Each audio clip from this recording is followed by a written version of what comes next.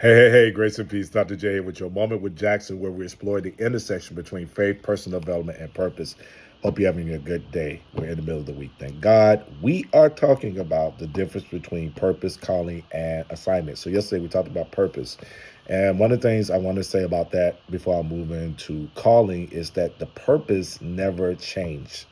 It's why we were created. We were created to glorify God and to enjoy Him forever. And once we recognize that that doesn't change, it provides a stability for us in our journey to fulfilling why we were here, and how we specifically glorify God. So we see calling and assignment through the lens of this is what God has assigned me to do that glorifies Him.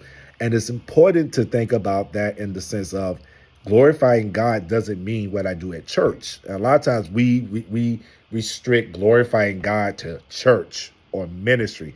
And I think a lot of people who feel like they're called to ministry may be confused about the fact that you can glorify God in your finance job, in your teaching job, in your medical field, in whatever career, business, or industry you're in. That is your ministry.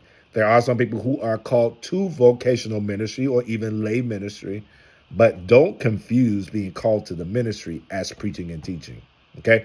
So out of that flows, that stable understanding flows our calling, which is how are we to express God's purpose through how He created us and designed us.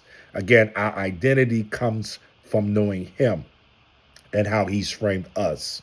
And so that's our lane, that's our metron, our faith portion. That is our bailiwick. I love that word, right? That's your wheelhouse.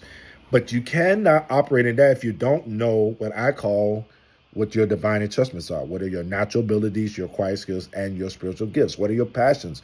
What is your why? What gets you up? What gets you going? Remembering that we are made in the workmanship of God. We are His workmanship, right? We are created in Christ Jesus. Why? To do good works. And so we're here to do the good works of the kingdom, right? Not because it increases our faith, right? Because we're not justified by works, we're justified by faith, justified by faith. But if you want to know if I have faith, the Bible tells us, look at my works. And so we find that calling through our obedience to God, our submission to Him, our obedience to His leading and His prompting by living in the foresight and not just the hindsight, right? But sometimes we're so obsessed with calling, but we're not reaching it because we continue to walk in disobedience and ignorance to who we are in Him.